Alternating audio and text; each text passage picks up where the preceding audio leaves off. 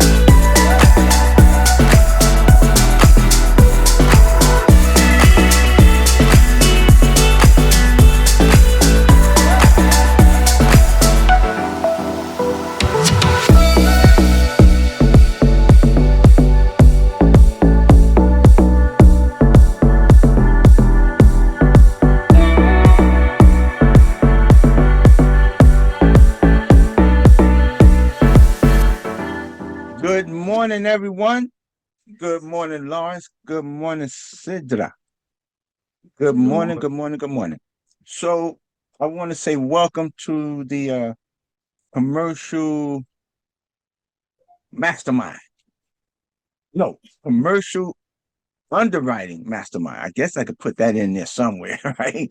Because we we're now starting to broaden our underwriting skills. It's not just going to be multifamily. So my logo still has commercial multifamily masterminds, and we're going to still do multifamily, but we're also looking at other uh, other investments. All right, other investments. So today, I was thinking to myself, so, okay, so since we're branching out and we're spreading our wings a little bit, what are we going to discuss? And the one thing I did want to discuss, I'm glad that Lawrence came on, was Lawrence. I reached out to some brokers in the Columbia market from Marcus and Miller Chap, and there was a couple of properties that's that they have on the market. So I wanted to get with you to see if maybe we could work together in that Columbia market. The From what I could see, the properties they're not that big. So I know it's something that we could definitely handle. But I just wanted to get with you to see how you felt about that and wanted to team up with us. And since you're living in the Columbia area, so that we could try to take down some properties in Columbia and possibly that surrounding area. I'm 100% game for that. Let me know what you need me to do. Sounds good to me. Sounds good to me. So I want to give everybody a little update. Alicia and I submitted an LOI on a property in Phoenix. Wait, Buckeye. That's Buckeye, right? Yes. Yeah, Buckeye. So we did submit the LOI. Alicia, what's your thoughts? What's your thoughts on the cover letter? You notice I changed up the cover letter a little bit. I tried Mhm. to get a little more in detail for that particular property. I wanted to get a little more in detail Yeah. to explain to the seller why we came in at the price that we came in. And so what was your thoughts on the cover letter? I thought it was good. I thought it was a way to explain to the owner the reasons why our price may have been lower than other submittals, Hmm. um, Hmm. and how we value property. It also lets the brokers know um, how much thought we put into underwriting and how we look at properties as well. And then it provides an opportunity for the brokers to suggest other things and other Yeah, ways or how they assess the property. So I thought it was really good. fantastic, fantastic. Thank you, thank you. So Alicia, now. we are really, I'm gonna say we're really hungry. We're striving to oops, I meant to hit that. Wait a minute, Alicia, I think hold on one second. I'm messing up all the way around today, everyone. All right, so I had to clear that out. All right. Hey, Billy Miller, how's everything? Hey, Moses. Hey, Daryl, doing pretty good. How about yourself? How you All doing, right, all Daryl? right. Happy All April right, all Fools, right. everyone. Yeah. Hey, Billy, what you working on, Good man? morning. We're trying to get something going. Hey, what'd you say? We're trying to get something going. What you working on? I've been looking at some industrial sites for the industrial outdoor storage for truck parking.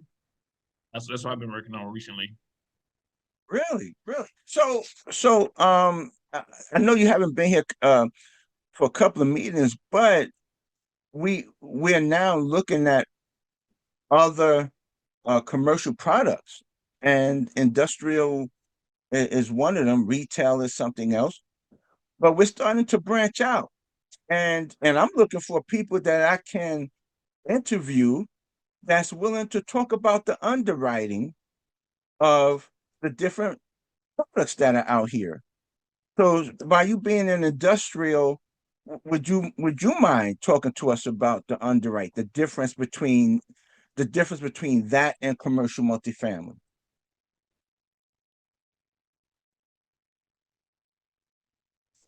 Sorry, I just switched my phone. Yeah, absolutely. I'd be happy to talk about that.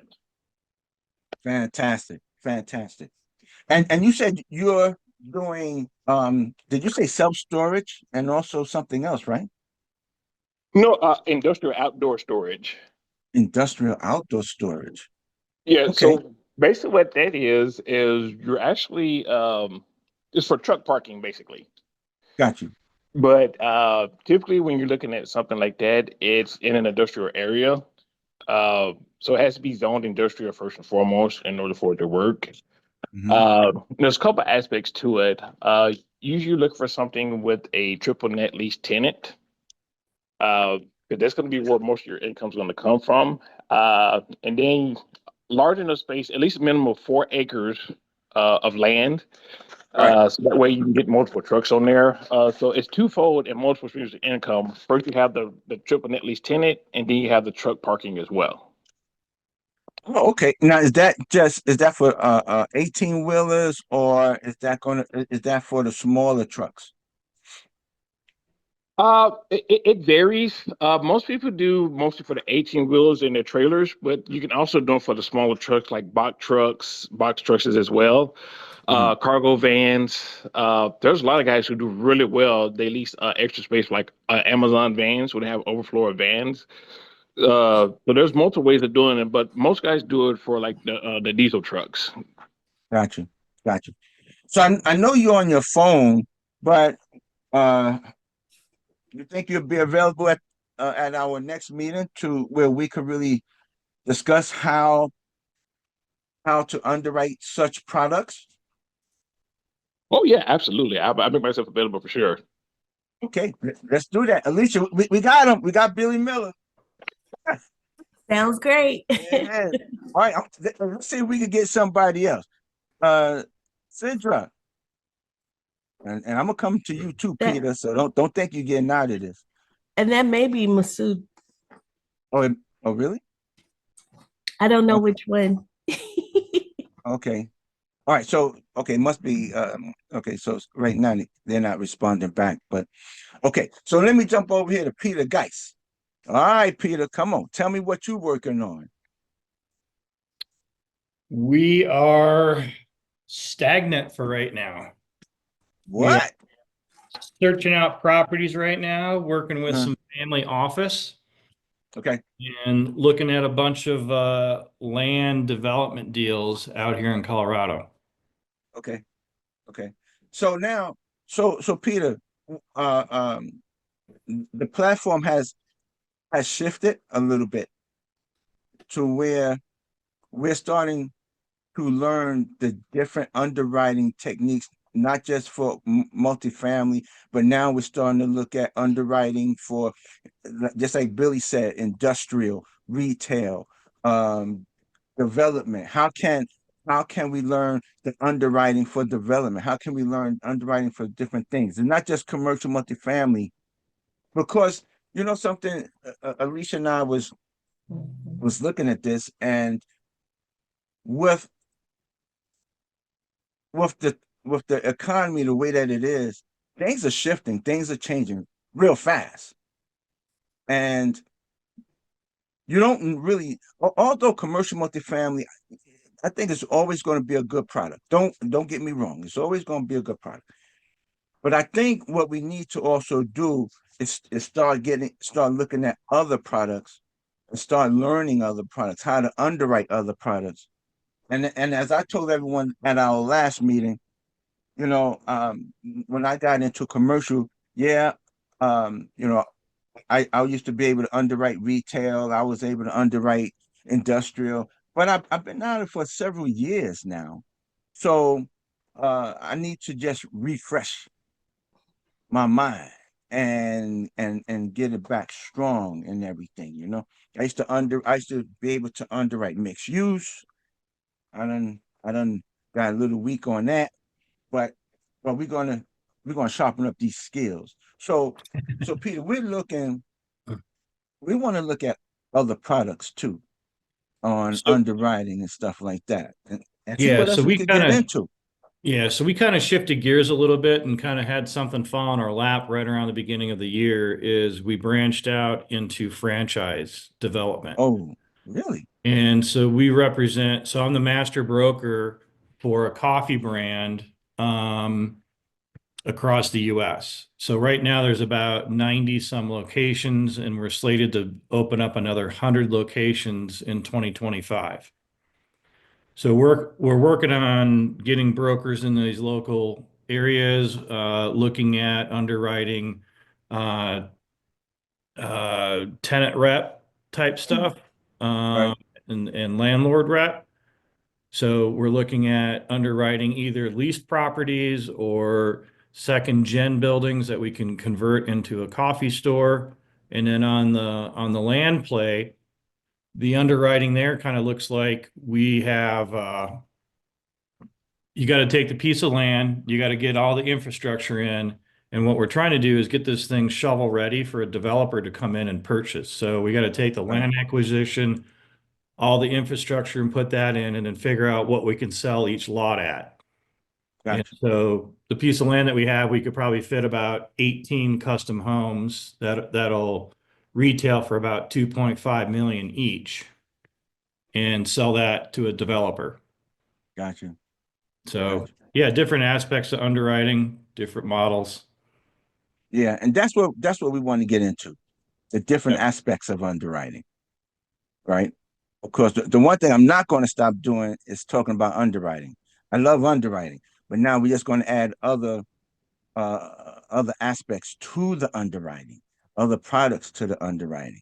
All right, so that we could be a little more versed, just in case we happen to come across an opportunity. We want to be able to identify that opportunity and bring it to the team here and say, "Hey, I got this here. Let's go after it." And we're gonna say, "Okay, let's do it."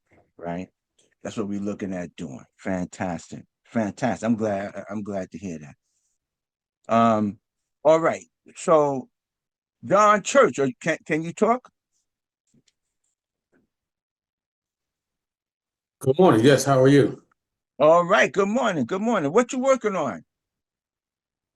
Actually, I'm not working on anything in particular right now. I'm actually excited from the conversation that you guys were having because that's actually the direction I was thinking about, especially strip malls and as far as learning how to underwrite those and other uh, mobile home parks and so forth, just to have a more diverse portfolio.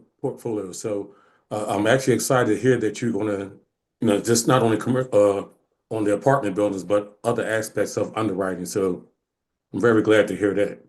Yeah. And you know something, John, and Marcus could weigh in on this. Also Moses. Kuwait, the reason why I'm adding Moses because Moses is in New York and Marcus, John, and I are in New Jersey, and our laws, they're not exact, no, but they're similar in nature.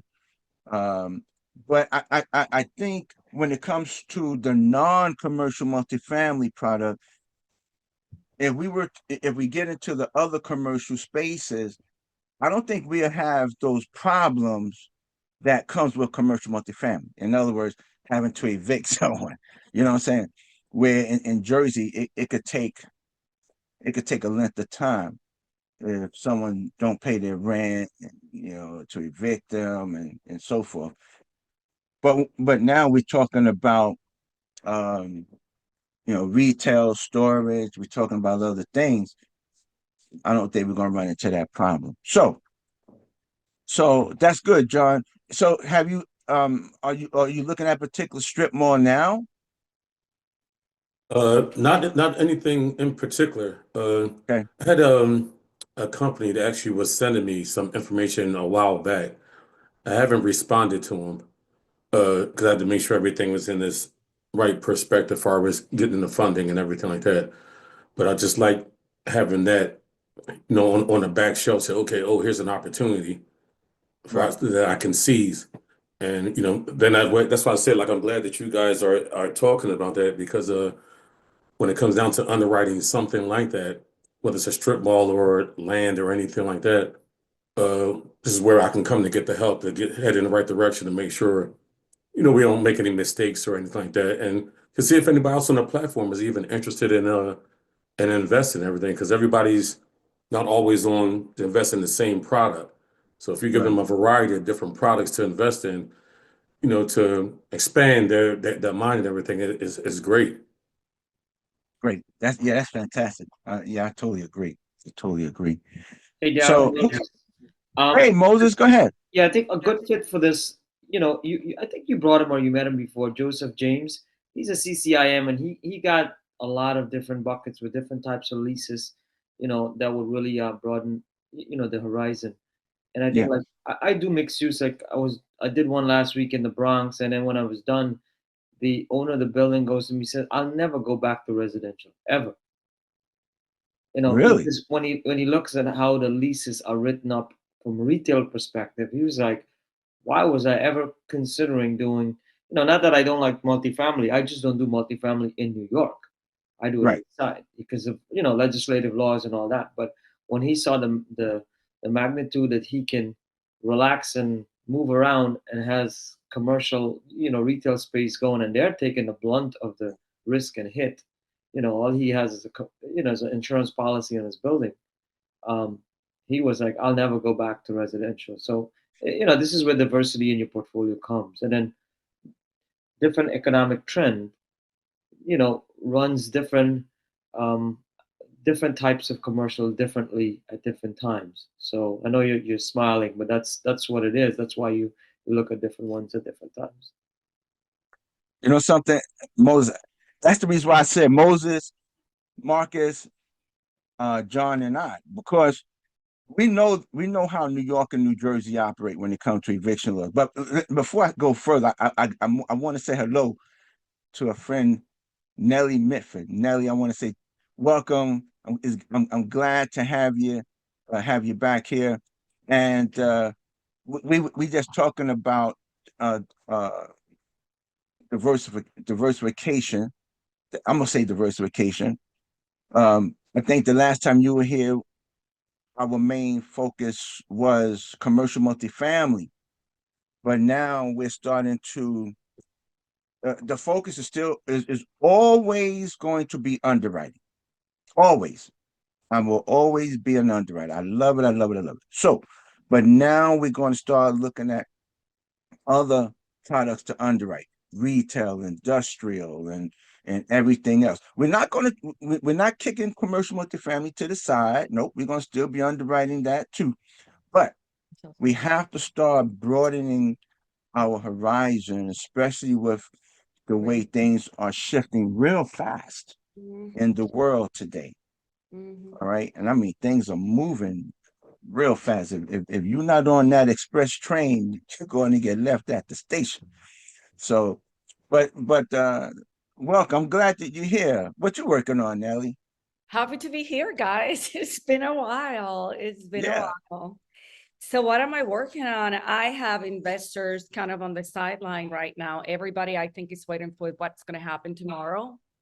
I think this week is going to be kind of a roller coaster for a lot of investors, especially in commercial. But looking at different assets, in all honesty, lately I've been working on AI data centers. So big, huge projects. Those have been kind of more of my concentration on the commercial side. right. Well, that's good. That's good. That's good. Yeah, I No, was reading. so multifamily has been a little bit. We got out of multifamily. One of the groups that I had in multifamily lost a lot of money, a lot of the Right. capital.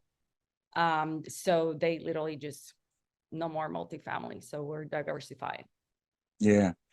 Well, you know, I still believe that multifamily is an excellent product. I really do. But I think now when we underwrite multifamily, I just think that we have to uh add more, can I say safety measures, right? Safety measures. Um, I remember when I first got into this, I do believe there was a swing when I first got into commercial multifamily. And at that time, they were talking about um having a reserve and everything. And then where at one point there what we didn't have a reserve, but the market shifted. And this was, wow, how long I've been in commercial multifamily to remember that was, wow, that was years ago when I first got into this. And I remember it was a shift, and they were like, yo, it's hard to get loans. Banks are requiring, and if y'all remember, banks require you to have a reserve in the event, right? And then we sort of stuck to that. And then I think I could say this comfortably. We sort of got a little comfortable and we got a little laid back. Some people didn't. Oh, but I'm not gonna worry about the reserve no more. I'm gonna tell y'all the truth. I still put a reserve on. I'm serious. And then we all know, boom, market shifted again, and a lot of people in commercial multifamily lost money, lost their deals. Okay, so now what? We shift right back. Oh, put that reserve back in, right? We back to the reserve. So, but yeah, add the reserve, but now let's start looking at other products.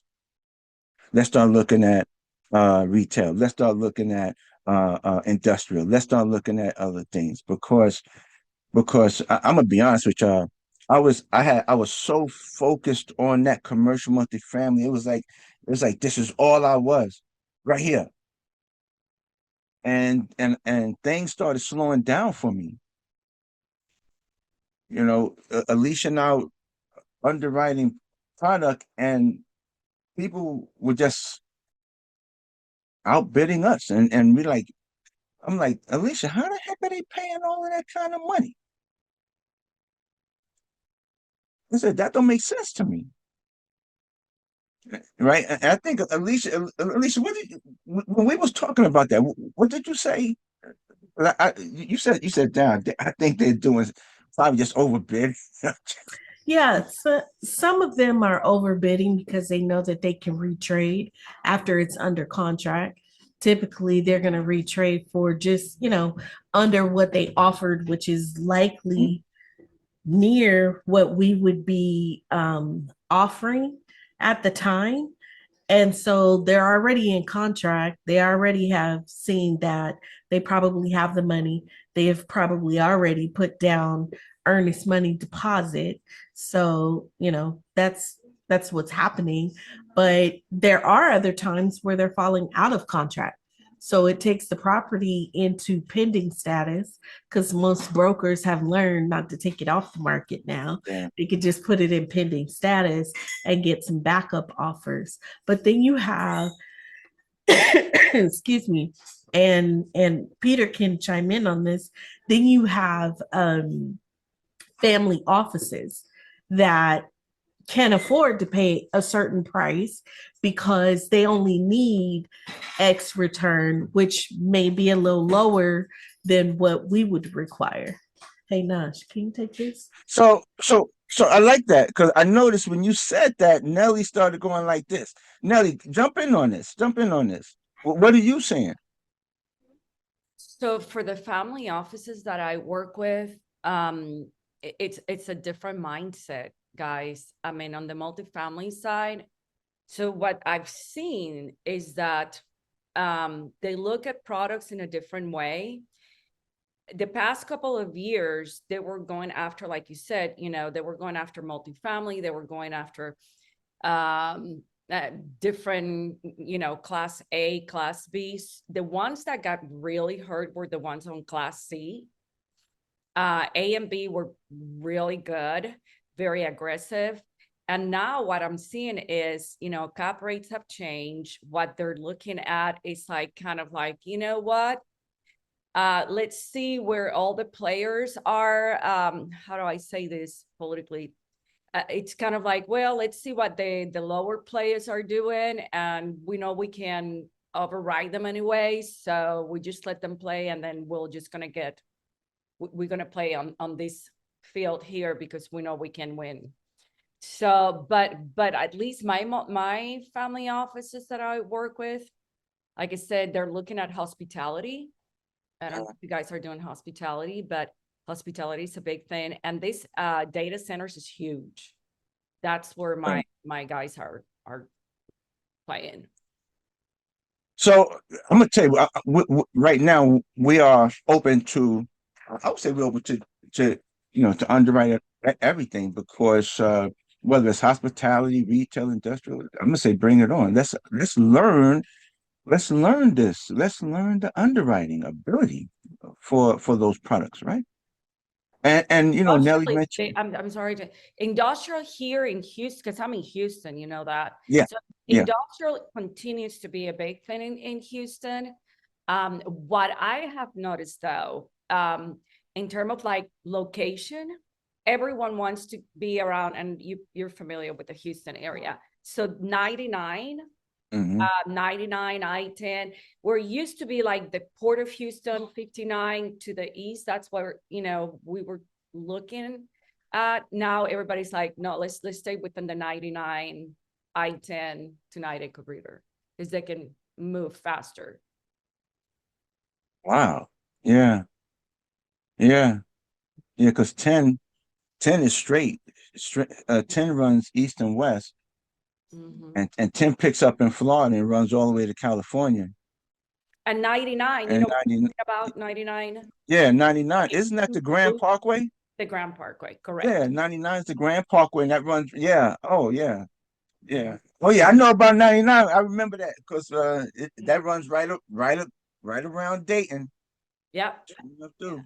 So yeah, I know about 99. I gotta get back out there to Dayton because I haven't been out there in a little bit. But yeah, yeah, I definitely see that. Um, I definitely see that. Um, so Peter, so wait a minute. Hold on, man, I'm lost. Peter, you also deal with family office as well, right? Oh yeah, yeah. Yeah. Okay. Yep.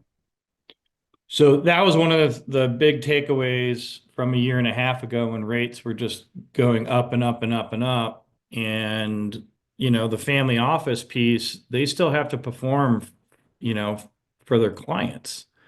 And so they were able to offer interest rates like we used to see in, 2018 to 2021, and they're not gouging and they're actually performing for their clients, and because they're getting a return on their money, where a lot of these banks are stuck with, they got to check the boxes of X, Y, and Z with like First Bank.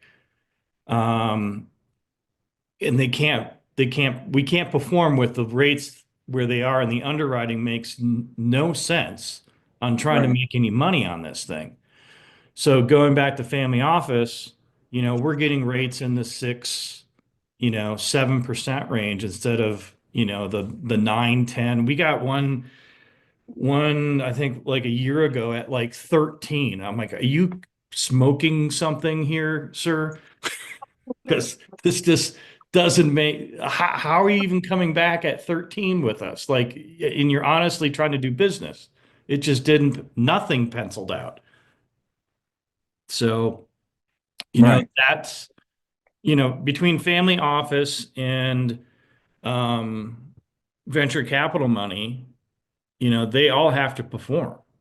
And Right. they're kind of dabbling in, they're diversifying their portfolios. And the VC money, you know, they're investing in businesses, but they also need to invest in, liquid assets like multifamily or development type pieces.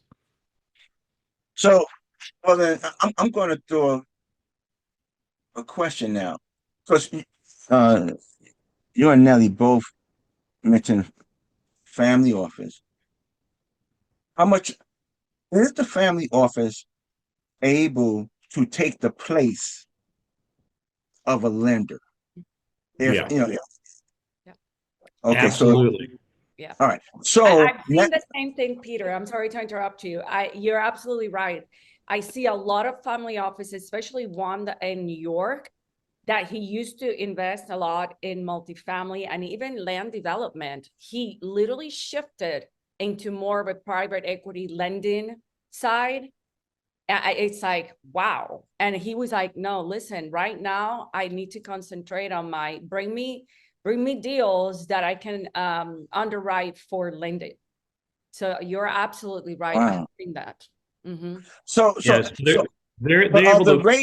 are the rates competitive? I mean, They are. The terms right are now, good. because right now we're looking at 6%, right? The feds are at 4, add 2 more, that's about 6. So we're looking at 6 if we went through a regular lender. How much of a difference is it between the lender and Boy, okay. Go ahead, Nelly. Go No, ahead. okay, so you're looking at this in a completely different way. Help me out here, Peter. Why? Because okay, what you have to understand is like banks and regular lending, they were not, and they're still a little bit on the sidelines, they were not lending for certain products. Period, done. They were just not even looking at it.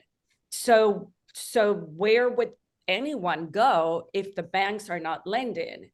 So it was not so much, and I don't think it really is so much about the interest rate that is offered, but even more about the opportunity that they can actually get lending. I have a family office here that I know, that it's in Houston. This guy was literally charging crazy fees for the lending side, but it was kind of like if no one was going to lend, he was going to lend. Is that, you see what I'm saying? So people were like, investors were like, okay, well, if I can't get capital from anywhere else, I'll just look to my private equity people. At least that's what I've seen. I don't know if it's the same with Peter. Yeah, a little bit, because even I mean, Daryl, probably, it's hard to say these banks are going to lend at 6%. That might be where they start out at, but they're going to end up at 8. What? When for multifamily, when was the last time you got a bank loan for 6 or 5? Recently? Well, yeah, but I was just looking at the feds. The feds are only at 4. So add 2 more to that, we're at 6. Because the banks are going to add on 2 more points. So you're going to put that about 6. Right, but when was the last time one was funded at 6, I guess, is my question. That's the thing, is like they're not willing to stake out money right now. And like Nelly said, if you can get them down on their fees, because that's where they're making all their money, Got you. is Got on you. the fees. And if you can get them to play ball on that piece, you're getting lent out, money that they're going to put the 10% down on a multifamily property.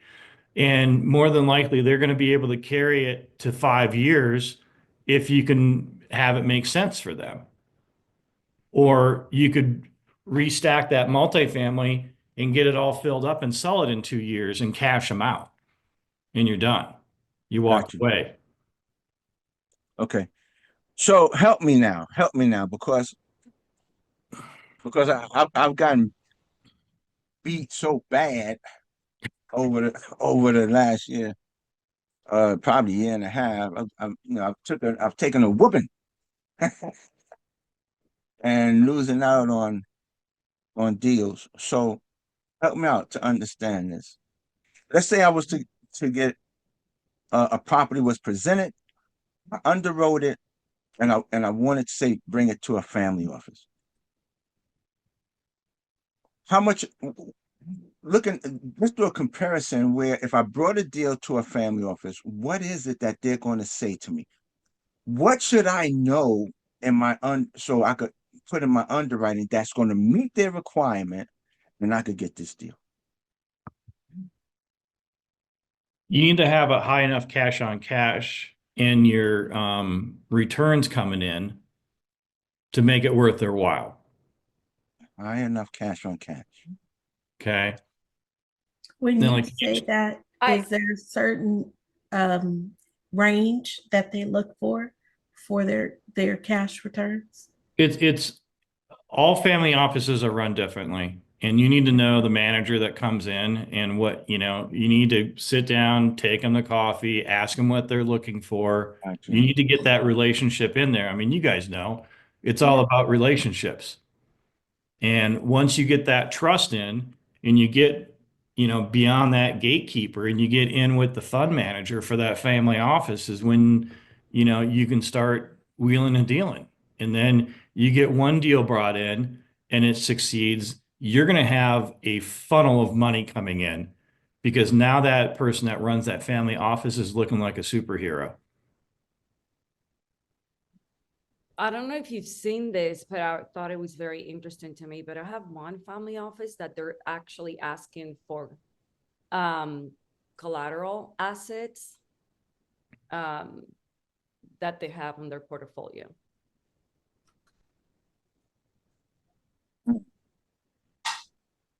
Yeah. This is interesting. It's giving me a totally different perspective on a family office. So Money's just sitting there.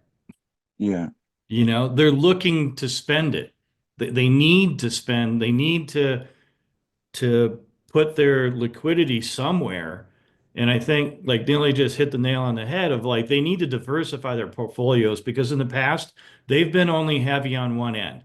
And I think coming across and looking at development, land plays, multifamily, whether it's like buying out a big strip mall, of like a COVID proof neighborhood strip mall that goes for, 5 million, and it doesn't have like a gigantic grocery store sitting there. It's got smaller regional stores in it, like a Lucky's Market or a Whole Foods or something like that in there, where you have COVID proof businesses within that retail center.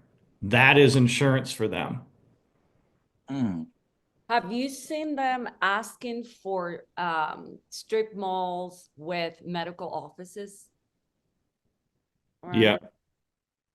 Yeah. And not so much like a standalone, like you always see the DaVita Right. centers and stuff.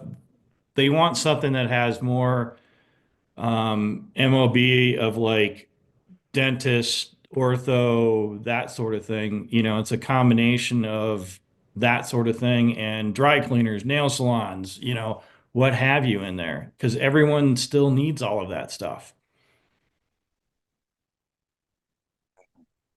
Does so that then, make sense, Daryl?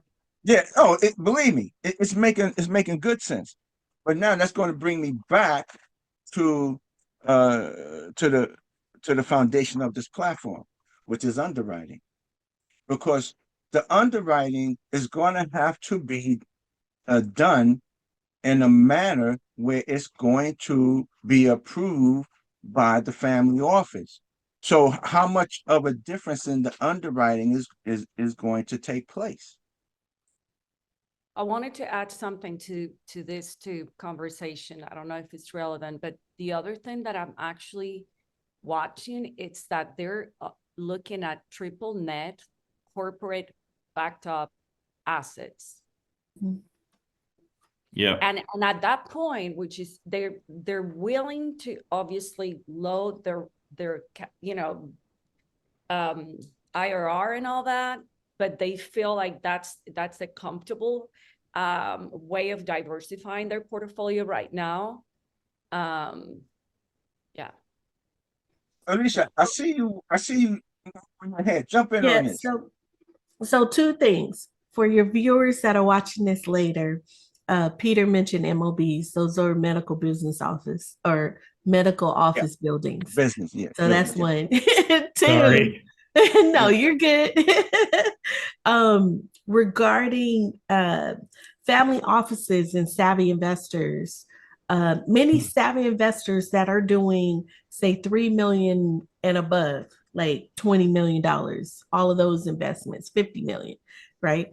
They're okay with some of those boutique local retail tenants, but they have to have an anchor tenant that's a national brand, an international brand.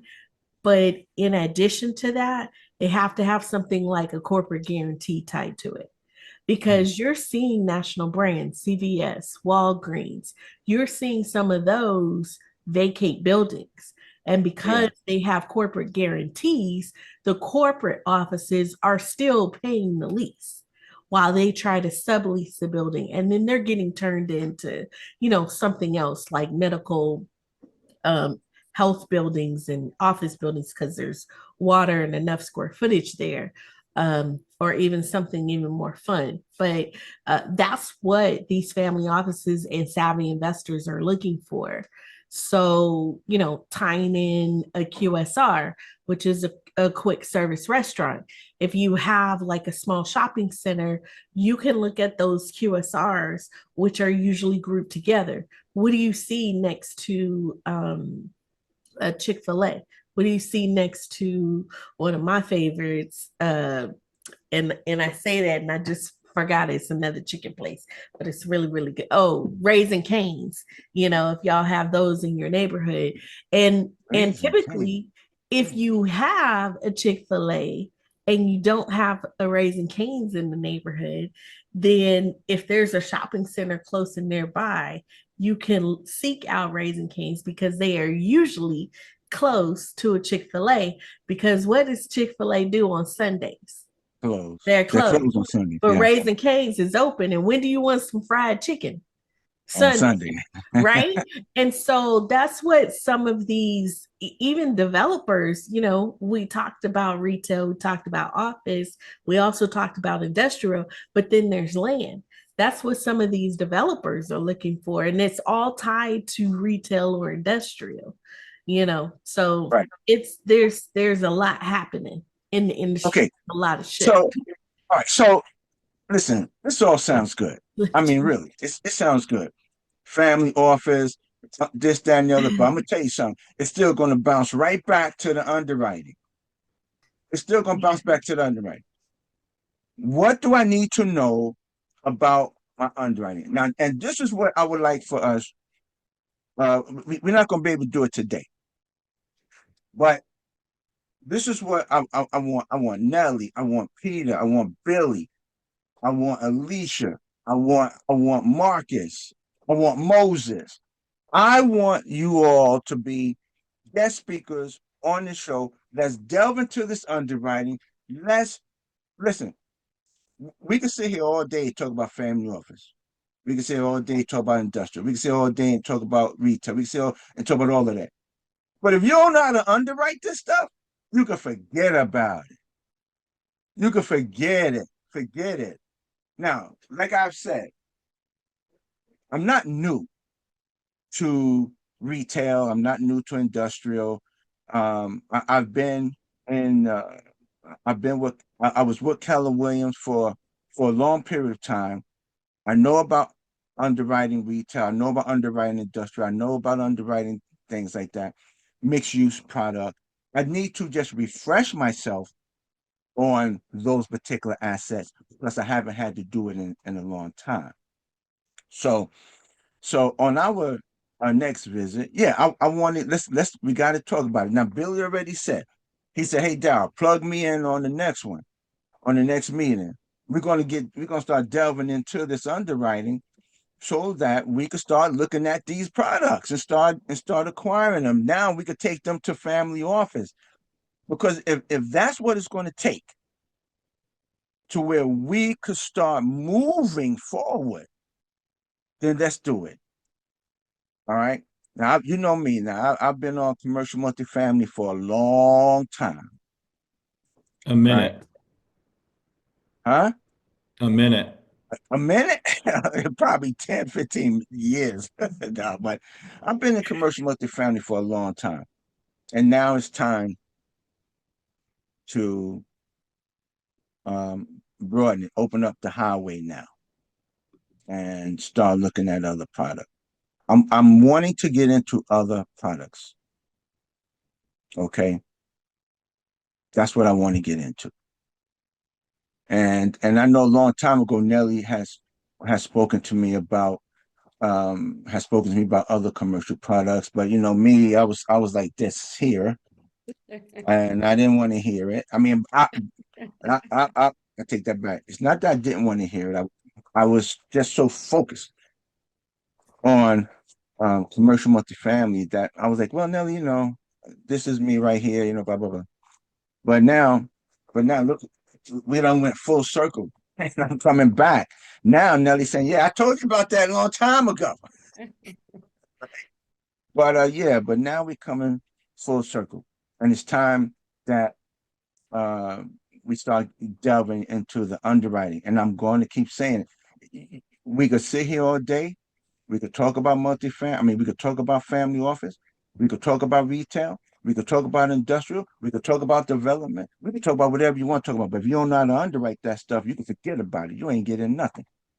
All right.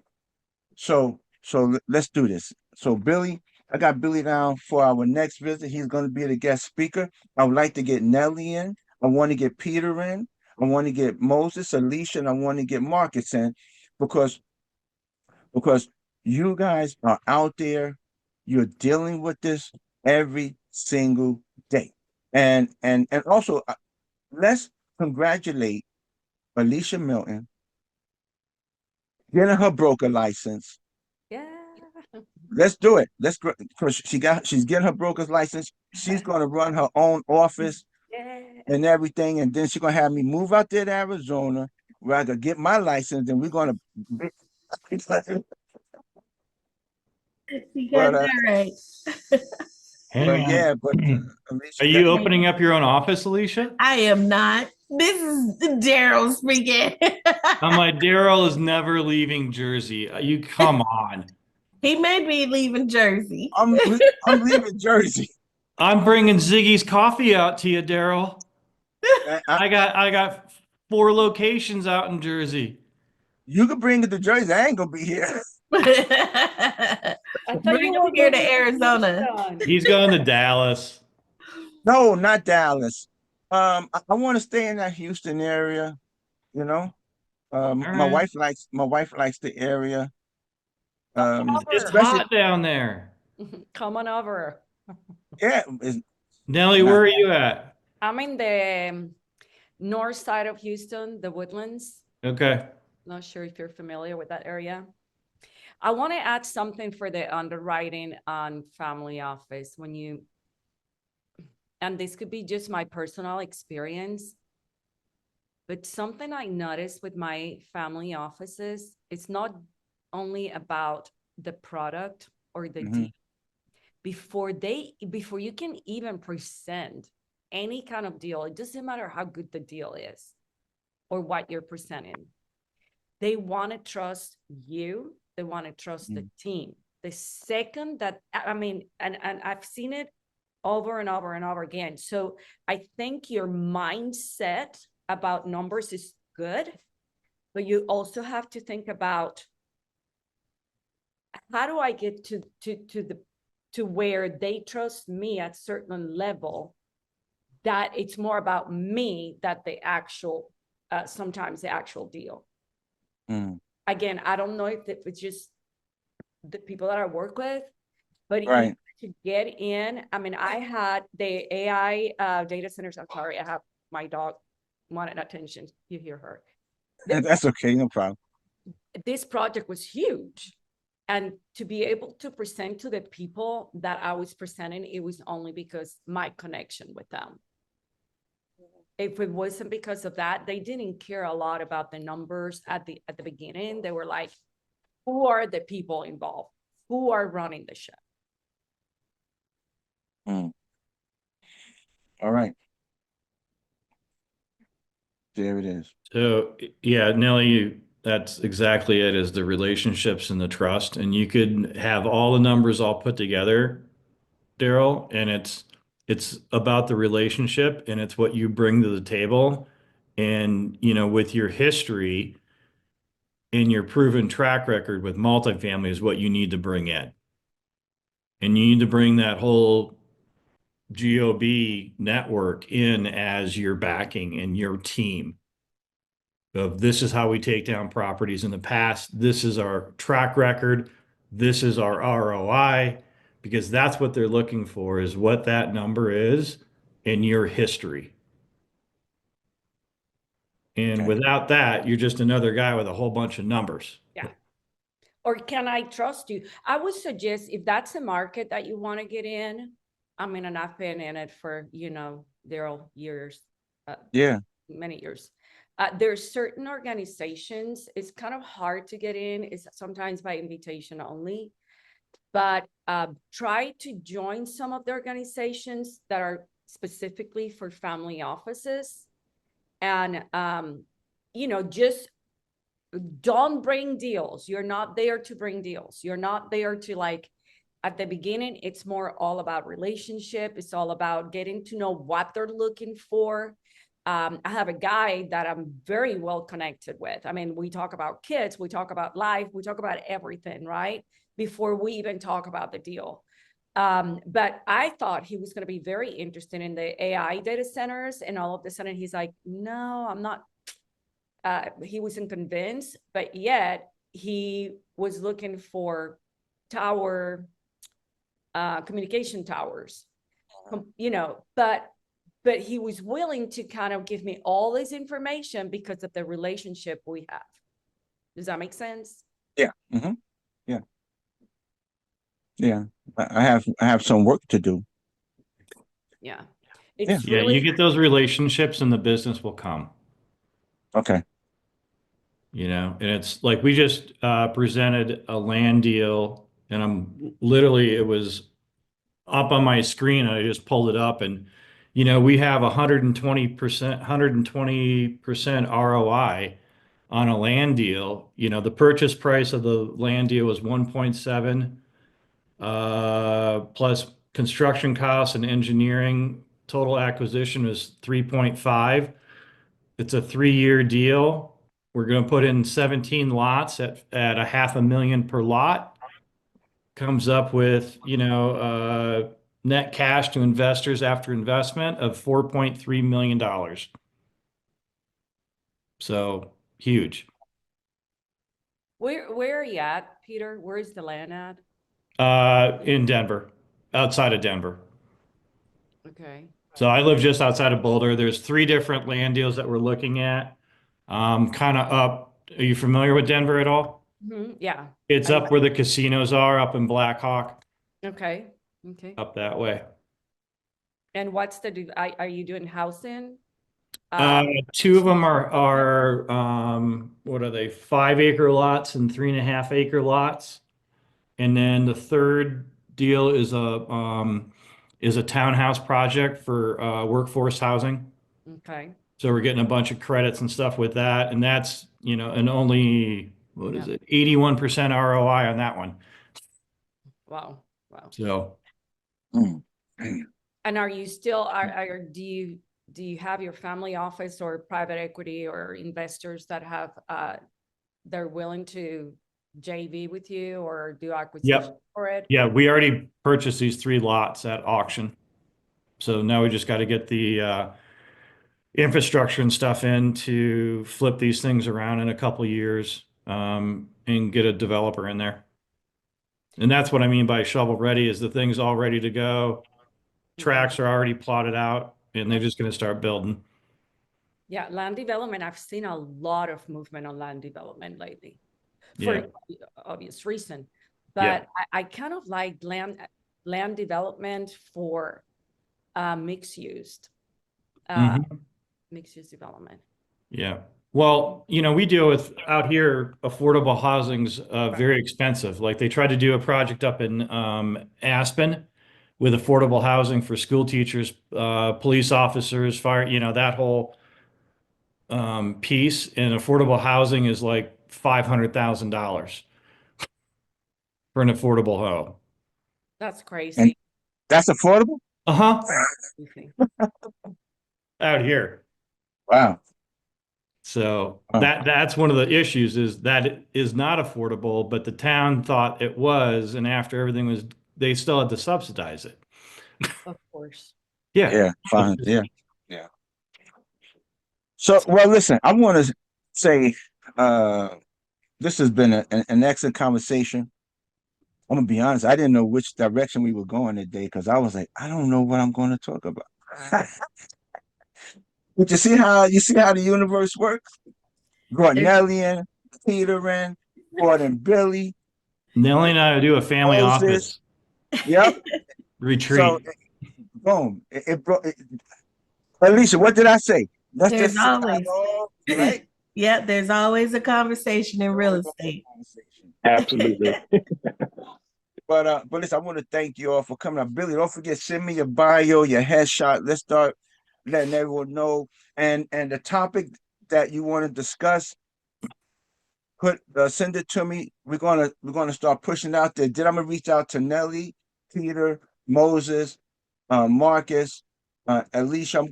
Alicia gonna be a guest. And we're gonna talk about what's going on in Arizona, Texas, Denver, New Jersey, New York. How can we get into these markets? What do we need to do? Because we have to be prepared even for the unexpected. All right. Well, listen, everyone. I want to thank you all for coming. Thank you, Nelly. It's good to see you again. And when I come into town, I'm gonna reach out to you so that we could connect. All right. I'm gonna reach out to you. All right, everyone. That's today here at the commercial underwriting show. That's what it is now. The commercial underwriting show. I got to get me a new logo. And so we're gonna be underwriting not just multifamily, we're gonna be underwriting everything. And you need to know how to underwrite.